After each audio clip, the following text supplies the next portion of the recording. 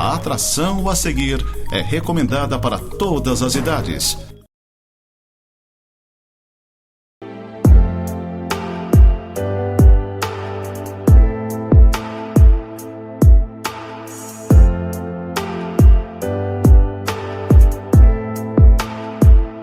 Olá, tudo bem? Que a graça do nosso Senhor Jesus Cristo esteja com você, com a sua casa, com a sua família.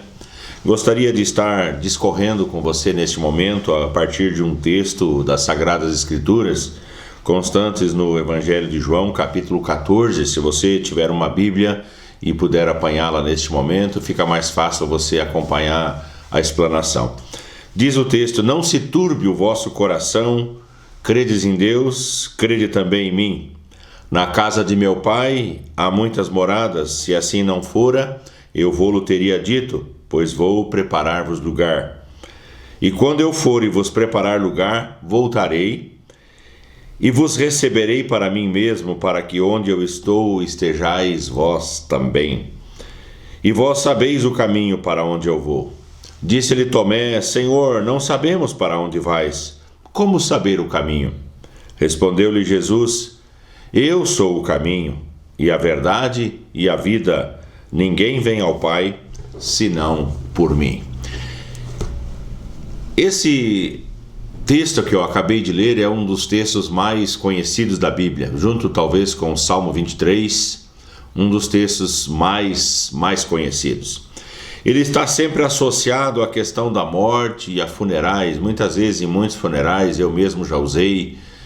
Esse texto ele é veiculado, mas eu não queria que somente para esse contexto, para essas situações nós pudéssemos estar olhando agora, mas no sentido de um texto tendo sido pronunciado para corações aflitos. E eu creio que de um grau ou de outro, você e eu, todos nós passamos por aflições, por problemas, por dificuldades. Então esse texto pronunciado por Jesus, ele nos tira, ou melhor, ele nos desafia a tirar os olhos um pouquinho das aflições, dos problemas e olhar para uma recompensa, olhar para o fato de que existe um céu, existe uma recompensa, de que existe uma morada em Deus. Eu não estou aqui pregando e ensinando que você tem que ser uma pessoa alienada, que você não pode se preocupar com as coisas daqui, nem sofrer as coisas daqui e ficar simplesmente olhando para o céu. Não, um dia eu vou estar bem, um dia eu vou estar com o Senhor. Não é esse tipo de anúncio que eu estou querendo fazer, mas eu estou querendo despertar você para essa possibilidade de um consolo, essa possibilidade de uma presença amiga, de uma palavra que oriente e que desperte essa questão de confiar mais no Senhor, de confiar mais em Deus, de confiar mais no Senhor Jesus. Então o que o Senhor Jesus ele faz nesse texto? Ele nos situa num contexto de tempos difíceis da vida, né? Ele nos situa, ele está dizendo: olha, vai ter problemas, as dificuldades vão surgir, os problemas virão, mas eu estou preparando um lugar para vocês, eu tenho um lugar de consolo, eu tenho um lugar de esperança. Ao mesmo tempo em que Jesus faz isso, ele nos convida para nós termos paz nele, para nós termos paz em meio aos tempos difíceis da vida. Deixa eu situar você um pouquinho no contexto onde essa palavra ela foi pronunciada. Jesus estava no cenáculo com os discípulos. O cenáculo foi o lugar onde ele celebrou a ceia e onde mais tarde se tornou o primeiro lugar de culto da igreja cristã. Então ele estava no cenáculo, uma sala mobiliada, uma sala emprestada, e Jesus ali então celebrou a ceia com os discípulos, celebrou a Páscoa. Era um momento, vamos dizer assim, de comunhão muito agradável. A presença de Jesus era uma presença agradável. Mas além da agradabilidade, vamos dizer assim, do momento, havia algo de profundo, porque no meio daquela refeição pascal, o Senhor Jesus ele toma o pão e ele rasga o pão e ele parte aos discípulos dizendo: olha, isto é o meu corpo que é dado por vós. E depois ele toma um cálice, toma do cálice e ele diz: olha, bebam deste cálice todos vocês. Este cálice é o cálice da nova aliança, no meu sangue derramado. E os discípulos devem estar olhando, pensando: mas o que esse mestre, o que esse Jesus, o nosso Senhor, está querendo dizer com isso? Então Jesus traz àquela celebração pascal um novo sentido, algo de profundo, focando para o que aconteceria dentro de alguns momentos. E assim que ele está ensinando os discípulos, celebrando aquela ceia, ele despe-se da sua roupa de cima e ele pega uma toalha, uma bacia, e ele começa a lavar os pés dos discípulos. Vai lavando um, lavando o outro. Quando chega em Pedro, Pedro fala: não, peraí, tem alguma coisa errada aqui, comigo não. Eu que deveria lavar os seus pés. E aí Jesus diz para ele: olha, se eu não te lavar os pés, tu não tens parte comigo. Aí Pedro vai de 0 a 100 em 3 segundos, ele fala: então me lava o corpo inteiro. E Jesus diz: não, peraí, também não é assim. Quem já se banhou não precisa senão lavar os pés. Então Pedro permitiu, Jesus lavou os pés dos discípulos, cinge-se novamente. E aí Jesus, no capítulo 13 da sua Bíblia, no verso de número 15, ele diz assim: porque eu vos dei o exemplo, para que, como eu vos fiz, façais vós também. A palavra exemplo no texto original grego, hipodeigma, dogma, de onde vem a nossa palavra dogma, hipo, cavalo, ou seja, um dogma cavalar, um ensinamento forte, um ensinamento grande, vamos dizer assim. Não era para copiar literalmente como a outra palavra grega que é hipogramos, que era a letra que o professor escrevia na lousa, no quadro, e dizia para o aluno: olha, faça igual, copie literalmente, ipsis literis. Não é hipogramos, é hipodeigma, ou seja, uma ilustração muito forte, impactante. Jesus está dizendo: olha, eu não quero que vocês peguem uma bacia, uma toalha e literalmente lavem os pés das pessoas. Eu quero que vocês sigam o meu exemplo. Então eu chamo isso de ministério de toalha e bacia, ou de bacia e toalha, que é o ministério de serviço.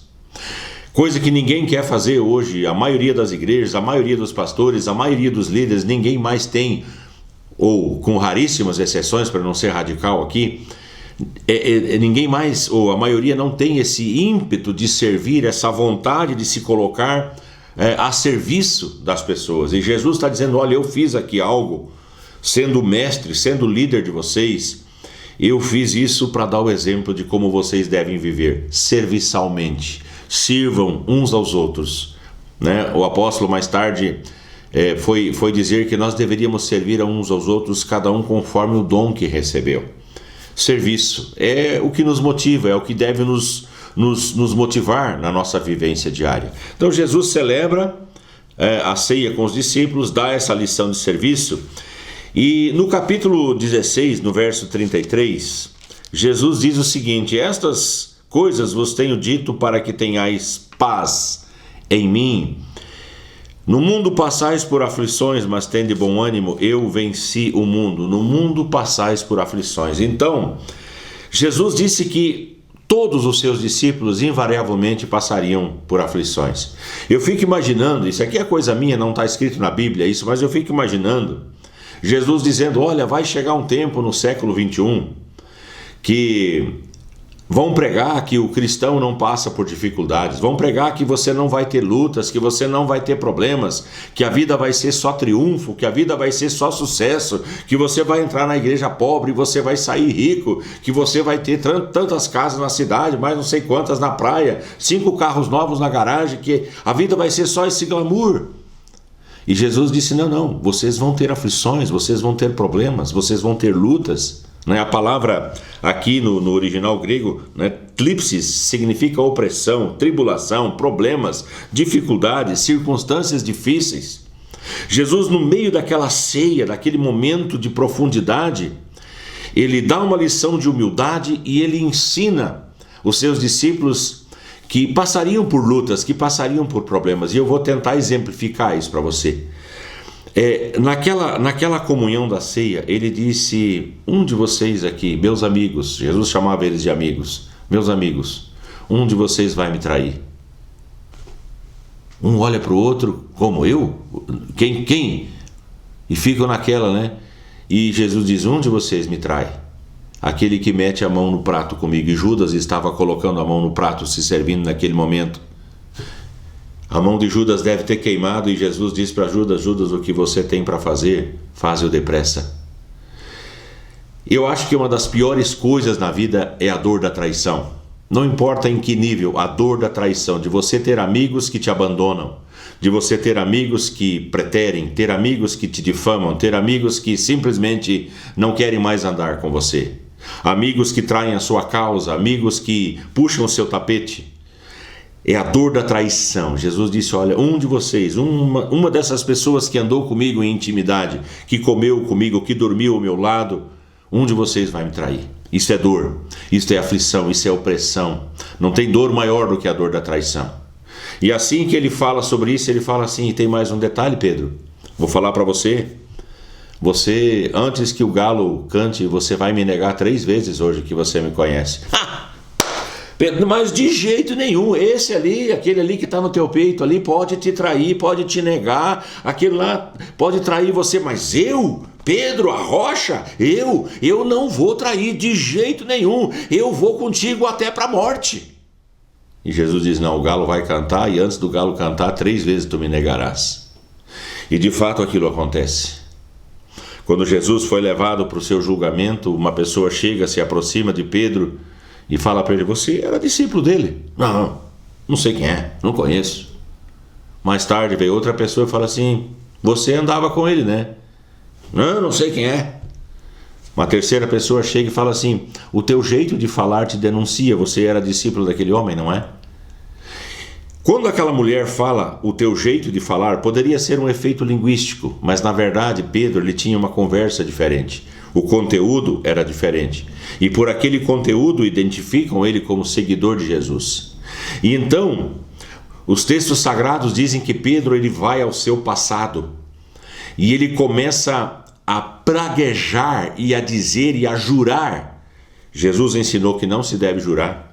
Jesus ensinou que não se deve pronunciar palavras frívolas, palavras erradas. Então, ele vai ao seu passado, no tempo em que ele não conhecia Cristo, e ele busca as suas palavras nojentas, de baixo calão, ele começa a praguejar. A palavra no grego é katatematitso, ou seja, é amaldiçoar. Ele passou, vamos dizer assim, numa linguagem que todo mundo conhece, ele passou a falar os seus palavrões do seu tempo de pescador. E ele começou a praguejar, e justamente para mostrar que ele não tinha intimidade e relacionamento com aquele homem, ele começa a jurar e a praguejar, e assim que ele pronuncia aquelas palavras ruins, o galo canta. E quando o galo canta, Pedro lembra da palavra de Jesus, e a Bíblia diz que ele sai e procura um lugar vazio, um lugar ermo, e ele chora amargamente. Amargamente, o choro amargo da conversão. Uma pessoa pode andar com Cristo e não ser uma pessoa convertida. Uma pessoa pode andar com Jesus e pode não ter a sua vida mudada, a sua vida alterada. E a mudança de Pedro, quando ele disse, eu vou contigo até para a morte, ele não estava pronto para aquilo. Mas a partir daquele choro amargo, Pedro estava pronto a morrer pelo seu Cristo, a morrer por Jesus. E de fato Pedro morre crucificado de cabeça para baixo, no ano 64, mesmo ano da morte do apóstolo Paulo. Seus algozes o foram crucificar e ele disse, eu não sou digno de ser crucificado como meu mestre foi. Então zombeteiramente os seus algozes o crucificam de cabeça para baixo. Ele morre glorificando a Cristo. Mas por que isso foi possível? Foi possível por causa do seu choro amargo. Outra coisa que me chama a atenção é quando o galo canta, quando Pedro é, vamos dizer assim, acusado.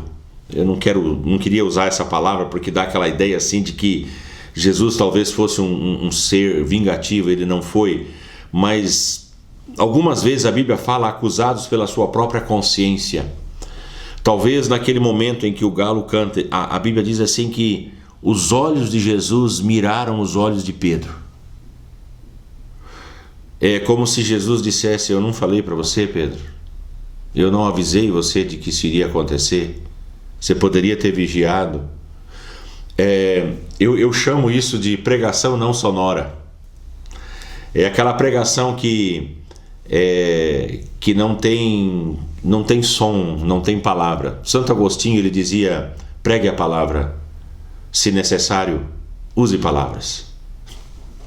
Né? Parece meio contraditório, mas é a vivência sem falar. Eu estava conversando com a igreja no final de semana. Tem um texto, um episódio onde Paulo e Silas, Atos capítulo 16, verso 25, onde Paulo e Silas, eles estão açoitados, eles foram açoitados e presos seus pés e mãos nos troncos, e depois de açoitados, a Bíblia diz que eles cantavam louvores e eles oravam no momento da aflição, naquele momento de dor, de aflição, de provação da sua fé. Açoitados, há um mover naquele cárcere, as cadeias se quebram, se rompem. O carcereiro puxa uma espada e iria se suicidar, porque era a sua responsabilidade cuidar daqueles presos, e ele pagava com a vida caso um deles fugisse. Ele iria cometer o suicídio e Paulo diz: para, não te faça mal, porque todos nós estamos aqui. Nenhum daqueles presos fugiu, todos ficaram ali. E eu fico me pensando, qual é o preso que, tendo sua cadeia rompida, não iria fugir? Alguma coisa diferente aqueles presos viram naqueles dois homens. O texto diz que aquele carcereiro e sua família foram batizados naquela noite, e diz que eles serviram a Paulo e Silas nos seus vergões, e serviram a mesa, puseram a mesa para eles. E eu fico pensando, só depois que ele foi batizado, depois que ele primeiro serviu a mesa, deu comida para eles, tratou dos vergões, dos açoites e tal, somente depois é que eles pedem para que Paulo pregue a palavra para eles. Somente depois de tudo isso. A minha pergunta foi para a igreja, e eu faço isso para você: por que aquela gente não fugiu? E por que é que aquela família toda foi salva? Aderiram ao cristianismo sem ter havido uma pregação sequer, senão pela vivência, pela forma de vida diferenciada que Paulo e Silas fizeram naquela noite. Diante das provações, das provas, você tem duas alternativas: ou você reclama, murmura, não aceita, esperneia, ou você dá graças a Deus, glorifica e exalta ao Senhor. Eles escolheram o caminho mais difícil. Quem hoje de sã consciência vai dar graças a Deus e louvar a Deus no momento da prova? Quem, quando estiver com as costas rasgadas, os vergões por todos os lados, vai começar a cantar hinos de louvor e adoração ao Senhor? Somente uma pessoa cheia do Espírito Santo e que consegue pregar sem palavras. E eu creio que seja esse o grande desafio para nós. Voltando lá para o nosso texto, depois desse discurso aqui, o que Jesus faz com Pedro? Jesus prega sem palavras para ele. E a pregação sem palavras de Jesus foi uma pregação que motivou a conversão de Pedro. Pedro se restaurou justamente por aquela atitude de Jesus. O que acontece? No meio das aflições, no meio dos problemas, sempre o Senhor, Ele traz uma palavra de ânimo, uma palavra de esperança. Nesse texto de João capítulo 16, verso 33 que eu li, diz o seguinte: essas coisas vos tenho dito para que tenhais o quê? Paz em mim. No mundo, ou seja, na sua vivência, no seu lugar de convívio, vocês vão passar por aflições. Aí vem um mas, e eu gosto demais, né? Mas tem de bom ânimo. No meio da notícia ruim, no meio da desgraça, Jesus tem sempre uma palavra de consolo. Tenham bom ânimo. Ou seja, não desanime. Você e eu estamos passando por situações que nós jamais pensaríamos que iríamos passar. As pessoas estão perdendo pessoas queridas devido à Covid, devido à pandemia. Estão perdendo pessoas amadas, pessoas queridas. Nós estamos passando por situações que a gente jamais imaginaria que a gente iria passar. Perdas, enclausuramento, endividamento e tantas outras coisas. Gente em depressão, gente, olha, por incrível que pareça. Pessoas mais idosas que não têm conseguido sair de casa como gostariam, estão lá fechadas, entrando em depressão, caindo em tristeza. Pessoas que passaram por brigas dentro de casa porque tiveram que conviver mais, divórcios que aconteceram, separações, litígios. Pessoas estão passando por situações que jamais imaginariam que um dia passariam. E eu quero dizer para você que é justamente neste contexto de dor, neste contexto de desespero que Jesus diz: não desanima. Não desanima. Por quê? Porque eu venci o mundo. Então nós temos um parâmetro aqui, nós temos um modelo. Se Jesus ele venceu, se ele passou pela prova, ele passou pela angústia, passou pela cruz, passou pela ressurreição, a ascensão, se ele venceu, você também pode vencer. Eu também posso vencer. Nós podemos vencer. E à medida que nós vencemos, a Bíblia diz que nós nos tornamos mais que vencedores. Por que mais que vencedores? Porque Cristo venceu. Eu venço, você vence, nós vencemos, nos tornamos mais que vencedores. A sua alegria passa a ser a minha alegria. A sua vitória passa a ser a minha vitória passa a ser a sua. Nós comungamos da mesma alegria, nós comungamos da mesma ação, do mesmo mover de Deus. Não é bacana isso? Então, no meio das aflições, e isso eu queria que você tivesse como certeza, sempre vai ter uma palavra de ânimo, sempre vai ter uma palavra de esperança, sempre vai ter uma palavra de consolo. A palavra de Jesus não é uma palavra de morte, ela não é uma palavra de vingança, ela não é uma palavra de tortura, mas ela é uma palavra de esperança. É uma palavra de esperança. No texto que eu li, de João 14, primeiro versículo, a palavra de ânimo é: não se turbe o vosso coração, não se turbe o vosso coração, credes em Deus, crede também em mim, não se turbe. Turbar, mesma coisa que turvar, tornar obscuro. É como você, um exemplo meio bobo aqui, mas dá para você entender, como você pegar um copo que foi tornado opaco pela sujeira. Não fiquem opacos, não percam o brilho, não se turbem, não obscureçam o vosso coração, não fiquem escurecidos. Não se turbe o vosso coração, não fiquem assim acabrunhados. A palavra dá essa ideia, não fique de cabeça para baixo.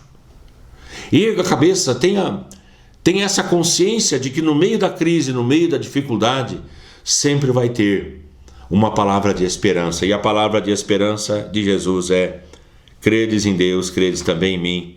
Na casa de meu Pai há muitas moradas, há lugar sendo preparado para mim e para você. Toda aflição aqui é temporária. Se há um lugar para onde nós vamos, tudo aquilo que nós vamos passar aqui, guarde essa frase: tudo aqui é temporário. Toda aflição, toda dor, todo problema, toda dificuldade, ela é temporária. Vai passar, vai passar. Tenha calma, se acalme aí no seu lugar, no seu canto. Tenha paciência, não fique obscurecido. Tudo isso aí que você está passando vai passar. Jesus está dizendo isso. Vai passar, tenha calma, espere no Senhor. Jesus disse: eu vou preparar-vos lugar. Ele está preparando um lugar para a gente preparada. Estaríamos nós preparados para a eternidade? Estaríamos nós preparados para o céu que Jesus está preparando? Pois ele diz em terceiro lugar: eu vou voltar. É a nossa bendita esperança. Eu voltarei. Ele volta para buscar a sua igreja. É aquilo que nos traz consolo, é aquilo que nos traz esperança. Temos dias de dificuldade, temos dias de problemas. Aqui a presença do Senhor é garantida. Eis que estarei convosco todos os dias, até a consumação dos séculos. Em meio às crises, sempre uma palavra de ânimo, uma palavra de conforto. E a palavra que nos leva à esperança da vida eterna, à esperança da vida com o Senhor. Quero deixar essa palavra para você e convidar você a nós termos um tempo de oração neste momento. Meu Paizinho amado, meu Paizinho querido, obrigado, Deus, pela oportunidade que o Senhor tem me dado de, por essa emissora, Senhor Deus, estar sempre veiculando, Senhor Deus, a Tua palavra. E eu oro para que essa palavra encontre eco em cada coração, em cada lar, em cada família, que a Tua esperança possa adentrar a este lar que tem sido sacudido, Deus, pelas notícias ruins, pelas palavras de morte que muitas vezes chegam, Senhor, pela dor da perda, pelo Covid e outras coisas tantas, Senhor Deus. Eu oro para que neste momento a Tua graça, o Teu amor, a Tua esperança, a Tua palavra esteja bem presente em cada lar, em cada família, Senhor. Em nome de Jesus, pedimos a Tua bênção, a Tua proteção, o Teu cercar. Guarda-nos, Senhor Deus, e seremos guardados. Em nome do Senhor Jesus, nós oramos assim e nós agradecemos. Amém e amém. Deixo o convite para você, se você quiser nos visitar, Rua Mário Ribeiro Ramos, 253, no bairro São Cristóvão. Temos cultos aos domingos pela manhã, às 9h30, e temos a reunião à noite, no domingo à noite, às 19 horas, e outras programações que você poderá estar se inteirando. Você que não é da cidade de Lages, procure uma igreja próxima de você, onde a palavra é pregada, para você poder ser alimentado pela palavra e pelo Senhor. Que Deus te abençoe. Um grande abraço a todos.